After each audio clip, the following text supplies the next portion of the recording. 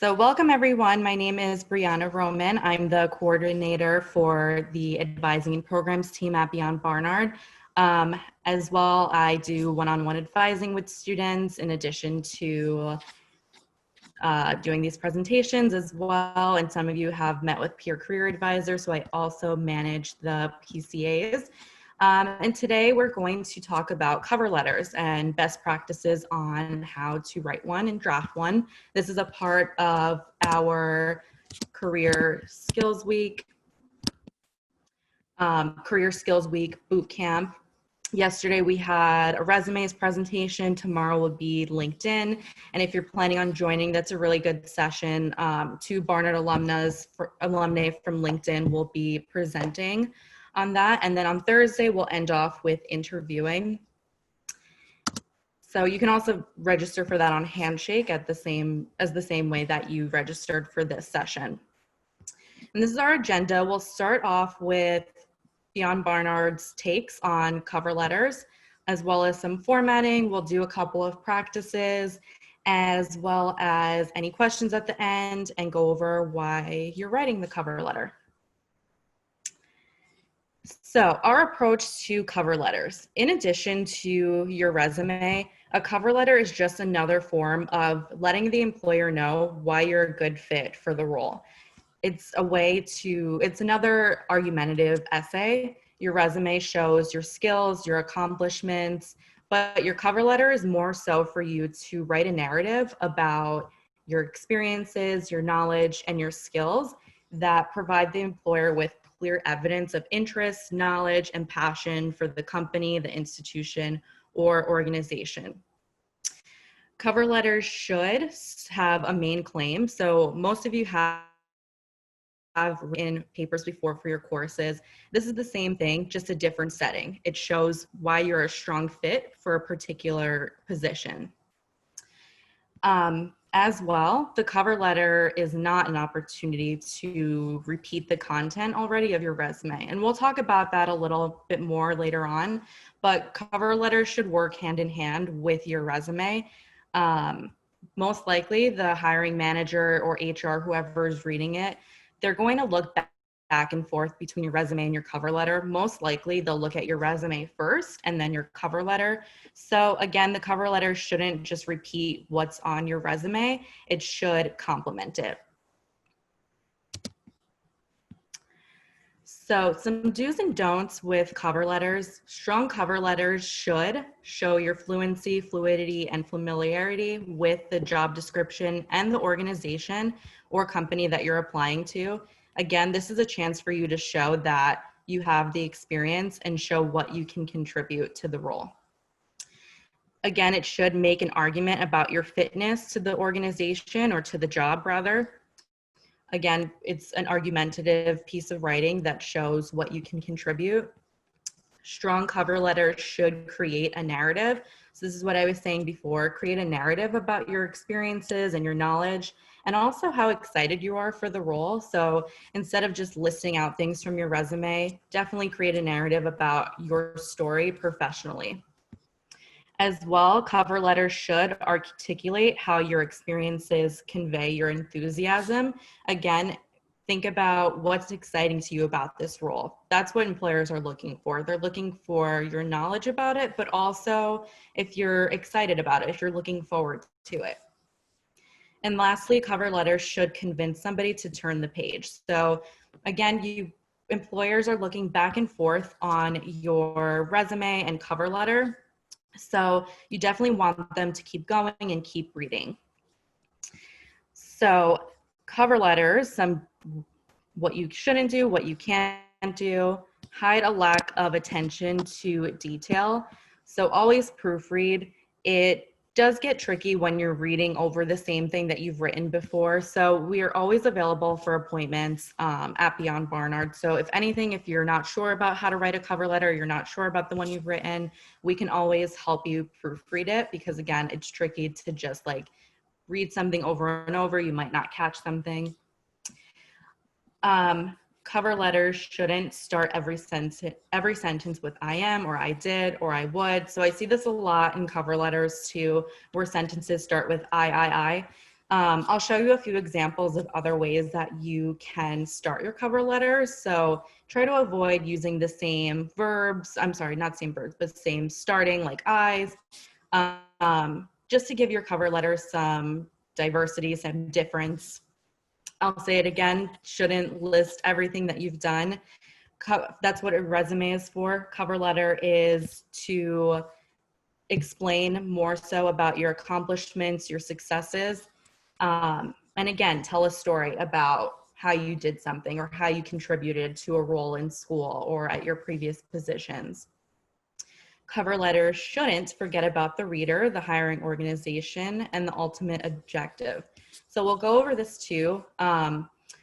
Sometimes cover letters can be very general, where the writer sometimes forgets about saying the organization's name, or just like doing it in general where there's no mention of the organization. So definitely try to put the organization's name in every paragraph. Again, don't worry, we'll go over that too. And lastly, cover letters can't land you a job. So your resume and your cover letter are the ticket to the job interview, and your interview is what will land you the job. Okay. So some common cover letter mistakes. One, you should always address the cover letter to a person. A lot of smaller organizations may have the person's name that the role reports to. And you can find this on LinkedIn. So sometimes job descriptions will say this role reports to the CEO. So it's just easy to like look on LinkedIn and look at the CEO of so-and-so company and address it to that person. But if you're not completely sure, to whom it may concern is fine, or dear hiring manager is also okay. But try to find the person's name because it just personalizes it a little bit more. Focusing on qualifications instead of fit. So again, the language of contribution. What can you contribute to the role or to the company? How do you fit into the role? How do your interests match the company's values and their mission? So think about fit in that way. I mentioned this before, but forgetting to say the name of the organization. Each paragraph should have the name of the organization in it, or the company's name. And then some common quotes that we've seen before, such as, I'm going to get so much out of this, I don't have the experience, I believe, this is my dream job. It's always best to be direct and straight to the point and focus on the experiences that you do have and what can you contribute to the company. They're looking for how you're going to fit into the role. They're looking for how you can contribute to the role. So definitely stay clear of saying things like, this is my passion, this is my dream job, and definitely not shining light on experiences that you don't have, but take a look at the experiences that you do have. And that can be from your previous internships, it can be from your schoolwork, it can also be from any like leadership jobs that you've had on campus. And we can definitely brainstorm with you if you feel like you don't have a lot to write. So again, if you have trouble, feel free to make an appointment. And again, just like passion instead of fitness, again, focus on how you can contribute to the job. Okay, so next we'll talk about some formatting and content best practices. So this is just like some simple formatting things. I would match the font that you have on your resume to your cover letter just to be consistent as well. It shouldn't be over a page, but if it's a page and a half, that's fine. We can also help you narrow it down and brainstorm. Margins are typically 0.7 inches to 1 inch. That'll really help too if you, that'll really help too if you feel like you're going over a page. Destination, address, and full date. So this is a professional letter, so you definitely want to date it and just address it to whoever it is that you're addressing it to, as well as the address of the organization. A formal salutation, so dear, you can say dear first and last name, you can say dear Mr. or Miss, but Again, dear first, last name is safe. And again, if you can't find it in the job description, try to look out for it on LinkedIn. Best is worst, so try not to end your letter with best or thanks or things that are not too formal. Sincerely works, or you can just sign your name at the bottom. And also send it as a PDF to just avoid any like formatting errors that can happen when you're sending it. So always PDF it and just take a look at it before sending it. And lastly, sign it. It definitely personalizes it a little bit more if you sign it with your actual signature and input it as a picture. So like a digital signature. And there's an app called Signature Plus with a plus sign. So you can download that on your phone, sign your signature with your finger, and input it as a picture in your cover letter. So those are some formatting stuff. So next we'll talk about how to actually set up your cover letter. So everything we just went over will be in this first slide here. So this would be your intro as well as the direction or the letter of the address. So if you see here, this is the actual person. You can say via email if you are connecting via email. Other than that, if you're just submitting it as a regular application material on a portal, I think it's fine to remove this, the date, and then again, a formal salutation. In your intro, you want to start off with saying what's your intention of writing. So this person in particular is saying, I'm writing to apply for the position of science communications, internet science for all. So this is fine to say. I've seen sometimes students write, I'm writing to express interest, or I write an application to. Depends on how you write stylistically. Next, you want to address that you are a Barnard College student and what your major is, and if you have a minor. I see this forgotten all of the time. It's definitely a great idea to still include that you're a student and what you're studying, because essentially it is part of who you are. Next, the person writing says how the work of the organization is exciting to them and how it aligns with their academic interests, but also how it aligns with their goals and their mission, essentially. So employers definitely want to see that. This is what I mean before by fit. So how does the work of the organization or the company that you're applying to, how does this fit into your goals? Think about why you're interested in the role. And it's really good to put this in your starting sentence or in your intro to captivate them. Another thing you can do also is if you've spoken to employers or if you've spoken to alumni that work at certain organizations that you're applying to, definitely say that in your cover letter, but say why that prompted you to apply. So not just like name dropping, like, oh, I spoke to Alexa and I decided to apply. Mention something specific in your messaging if you are going to say a name of a person that works there. Lastly, your final sentence for your intro should say what you're planning to bring to the role. Again, the language of contribution. So they're saying, to the role, I would look forward to mobilizing the experience that comes with multiple summers spent, blah, blah, blah. So they're saying they're excited for the role again, but they're saying, I look forward to it. And they're also ending off with, they would also bring skills in writing about science and advising undergraduates. So definitely end off your sentence or your paragraph with how you plan to, what skills you plan to bring to the role. And those skills, I would recommend taking them from the job description itself. Okay. So let's practice a little. This is a job description I've used before for student workers that work in our office. So what you want, so let's practice an intro, and you can chat it if you're willing.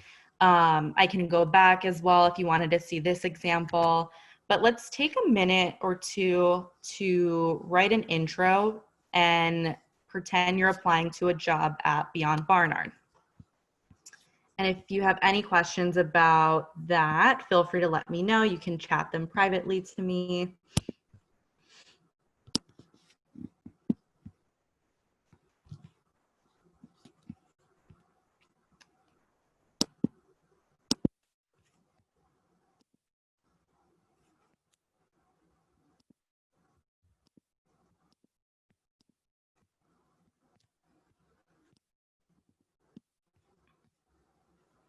let me know too if you want me to go back to the example. But just a reminder, intro, introducing yourself, who you are, what you bring to the role, and as well as including the mission statement and how that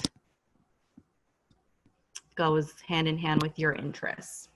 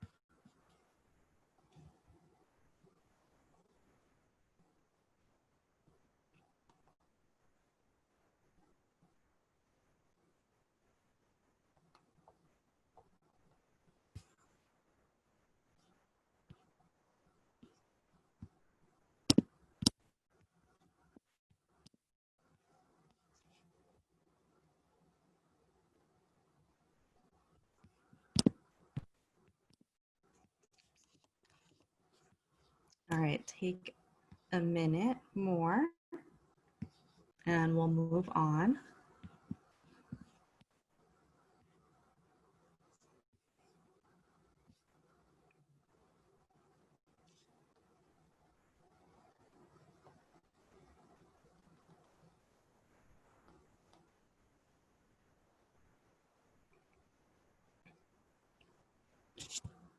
Okay, so anybody want to share if they did an example?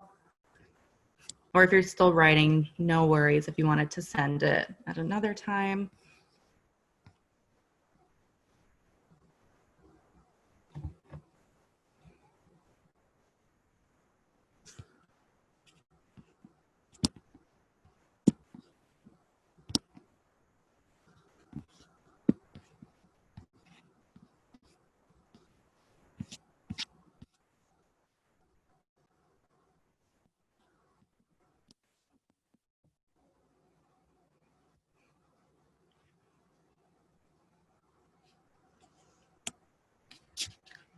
Okay, let's move on. If anybody again is willing to share their intro, definitely feel free to put it in the chat. Okay.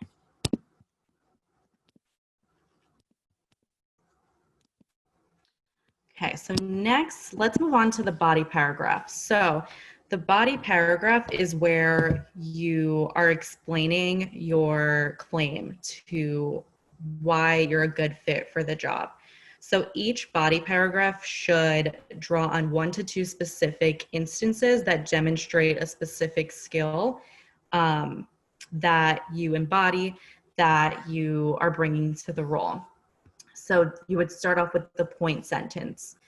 Next would be, like I said, the supporting evidence. So for the body paragraph, you want to show how you utilized a skill in a specific job that you had. Again, that could be on campus, it can be in your internships, your on-campus jobs. So explaining or telling a story about a time where you did something. So that can be the best time you did something, or maybe it's a time where you took initiative. But in each example, it should be clear what you contributed. It can also be how you worked on a team. At the end of each paragraph, you should have a sentence about how you would bring that specific skill to the role. And I always say to draw from the job description on this and say how you plan to bring that skill to the role based on the responsibilities that you would have. So again, a point sentence that can say, at my previous internship at Beyond Barnard, I utilized my organizational skills. Next, the supporting evidence. This is where you talk about how you are organized. Think of an example where you showed strong organizational skills. And then at the end of the paragraph, you want to say, again, how you plan to contribute that skill to the role. And that shows how you would fit the role. And this is an example of what it would look like. So the initial sentence shows how they incorporated their journalism expertise. This sentence shows that they, again, developed editorial expertise. This is introducing the skill that they're going to talk about. The next few sentences show how they actually utilize the skill. Again, try not to list out things that you've done on your resume. Instead, explain a few examples or a few skills into detail. At the end of each sentence or paragraph rather, they reiterate that they are confident that their experiences or skills will make them succeed at the New York Herald. So again, they're saying how they plan to bring that particular skill to the role. I have a question. Okay, so I'll answer questions at the end. Hold on one second. Topic sentence. Okay, Susan, I see your question. Okay, so like I said, I'll do questions at the end. But yeah, you definitely want, again, to mention the company's name in each paragraph, just to show that you customized it to the role and you customized it to the organization.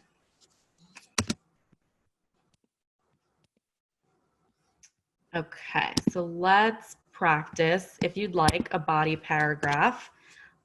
This is the same job description. So if anyone is willing to do like max 4 sentences for a body paragraph.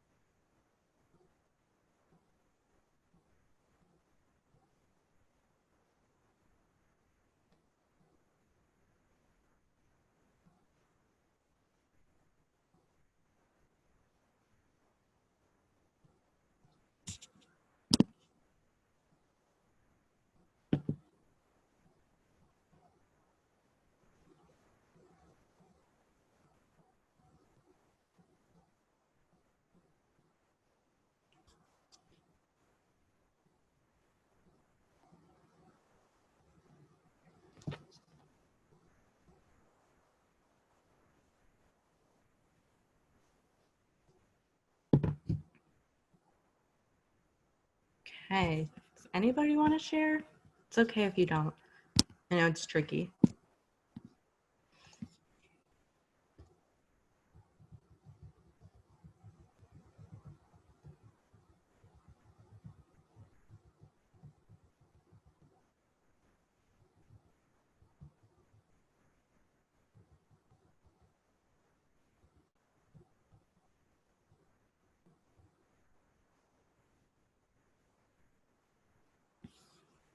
Okay.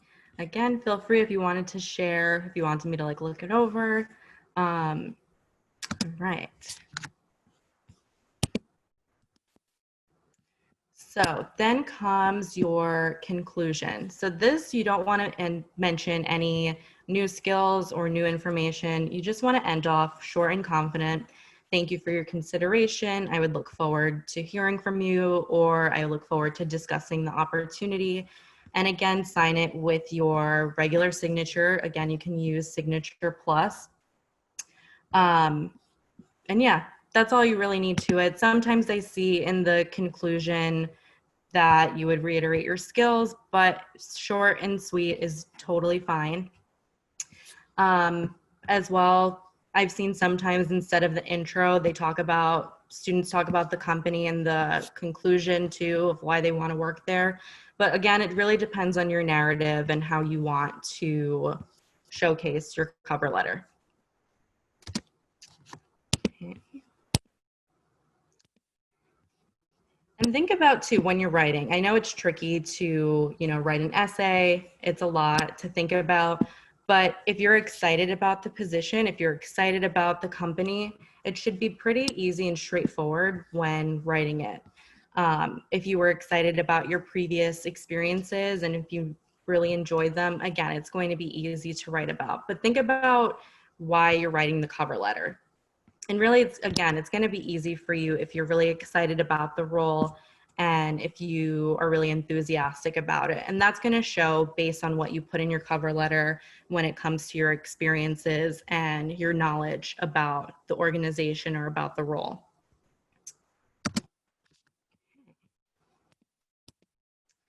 Okay, so I'm going to open the floor to questions. I have a few here.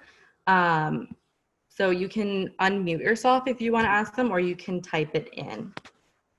So the first question I have, is there a reason why you don't mention the company role in the topic sentence? Why save it for the end of the paragraph? So this is for the body paragraph. So because in the beginning of your body paragraphs, you're talking specifically about your skills and your experiences, that's why you would mention at the end why your experiences tie into the company or the role. So that's pretty much why. Again, it's really up to you. It's your cover letter if you wanted to put it in the beginning, but generally we recommend best practices that you would, in the beginning, introduce the skill that you're talking about, as well as how you utilize the skill based on your previous experiences. And then at the end, this is where you tie in your experience and your skills to the company. Okay. And then I have another one. In body paragraphs, would you recommend centering your point sentence on a skill or a specific experience? For instance, as a writer for X newspaper, or organize. So in your intro sentence, you can hone in on both. So you're explaining your experience, or you're explaining your skills, and you're backing it up with examples of how you utilize that skill in a previous experience. That's actually a good example that you gave, Sydney. As a writer for X newspaper, you can say, I utilized my organizational skills. And then in those sentences following your intro, that's where you explain exactly how you utilized your organizational skills or how you utilized your writing skills, let's say. And then from Layla, do a lot of these guidelines apply to letters of interest as well as cover letters? Yeah, so I would say a letter of interest would be a little bit shorter from what I've seen. And usually it really is the same as a cover letter. You're explaining, your interest in the role. You're explaining how you know about the company, about the role, and you're just saying how you plan to contribute your skills to the role. So yeah, I would say follow the same guidelines for a letter of interest. Maybe you want to give, like, instead of 2 examples, 1 example for a letter of interest, but usually I see letter of interest if you're just like cold calling. If a job is asking for a letter of interest, I would just assume it's just the same as a cover letter. But if you're cold calling, it's a little different.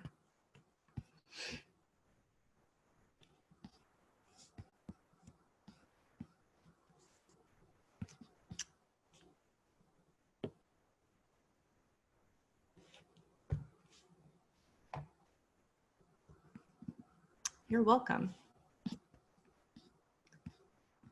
Okay.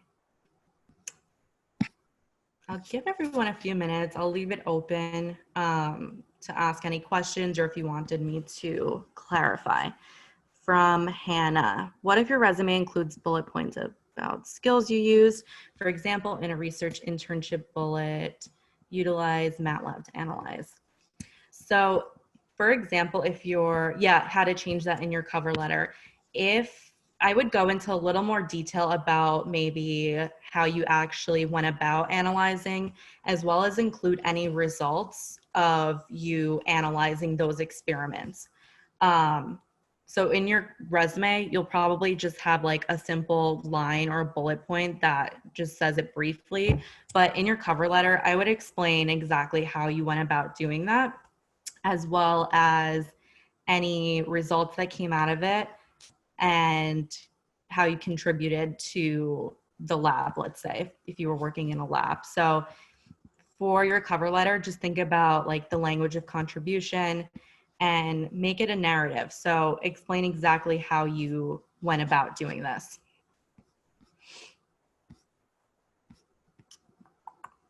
Oh, someone sent over their draft. Nice. You're welcome.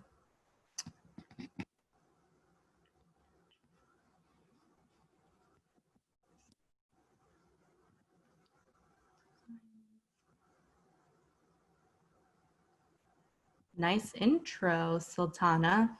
If you're looking, oh no, are you a senior? You're a rising senior? If we're hiring, I'll let you know. That's a really good intro.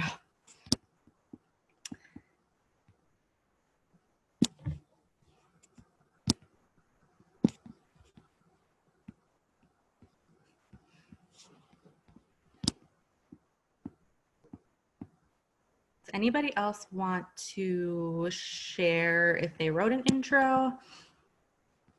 We also have cover letter samples on Handshake. If you go to our resources page, if you look up cover letter guide, there's a lot of different samples. So you can always look at those too.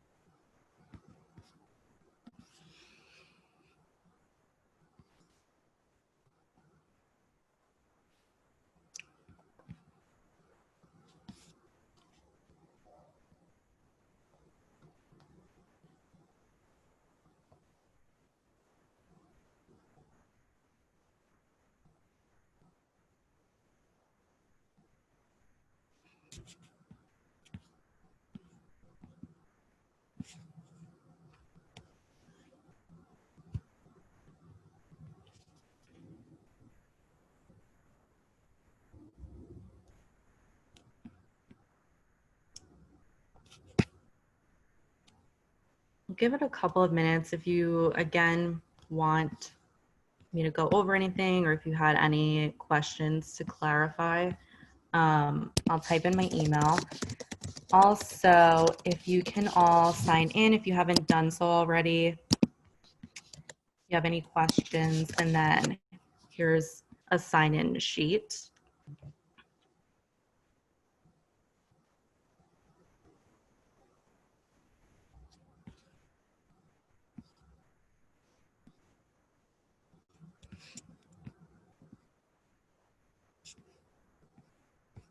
Okay, so question from Hannah. Any tips to avoid sounding repetitive? For example, if you gained most of your skills relating to that position from just one previous internship, how can you talk about skills from that internship without sounding like a broken record? Yeah, that's a good question. So if you utilize like a lot of the same skills at one internship, yeah, it could sound like you're repeating yourself. But I would maybe like brainstorm a little and think about other skills that the job is asking for that you've utilized. Again, it doesn't have to be from just one internship. Think about your classes even, or your on-campus jobs, or any leadership roles. Employers value a lot of those transferable skills from leadership positions or anything on campus. So I would, again, just like try to reassess where else you have utilized other skills. A lot of common skills that students use are like communication skills, teamwork, collaboration, organization. So I would definitely try to evaluate like what other skills that you have, because you definitely have more than like, you definitely have a lot of skills being a Barnard student and being so well-rounded. So think about what the job description is asking for when it comes to what skills they're looking for, but also what other skills do you have that you can build upon. And I guess to avoid being repetitive, that's what I was saying before, like starting your sentences with I. If you go back to the presentation, the samples we have, a lot of the times they start with like at my internship or by utilizing these skills. So try to like look over your sentences and take out I and fit in other words that might work. Yeah, I'm hoping that answered your question. And again, we could always brainstorm together on like what skills you have that you've utilized. You'll be surprised, students that meet with us, they tell this whole story about what skills they've utilized, and it just comes to life on their cover letter. Sydney asked, when you say to create a narrative in your cover letter, do you mean the cover letter as a whole or a narrative about specific experiences or both?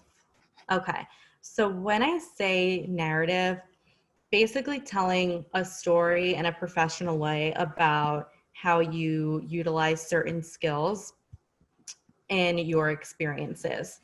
Um, so I've seen cover letters that are really personal that you can do like as a narrative. But when I say narrative, I mean just like as a whole, think about this as an argumentative essay explaining how you utilized your skills in a particular experience.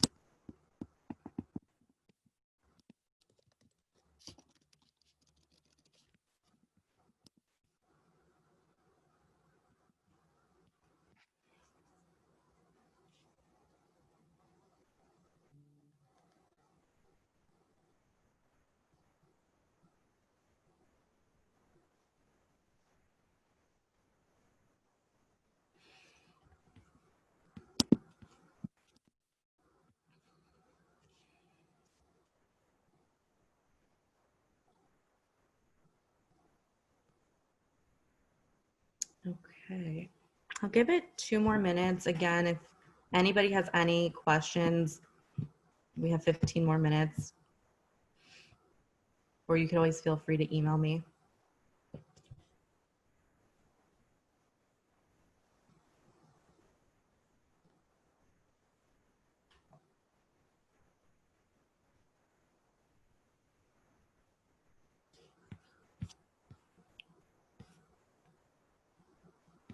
Oh, you're welcome.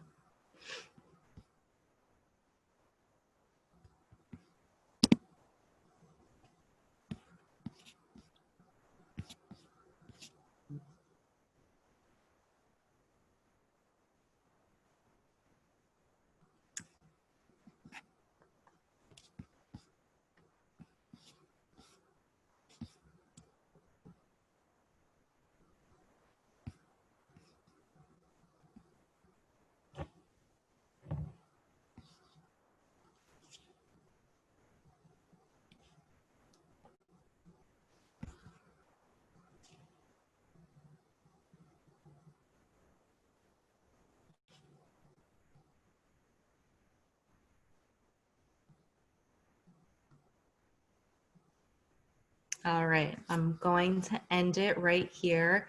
Again, let me know if you have any questions. Thank you all for joining. Stay safe, and we hope to see you soon. Take care.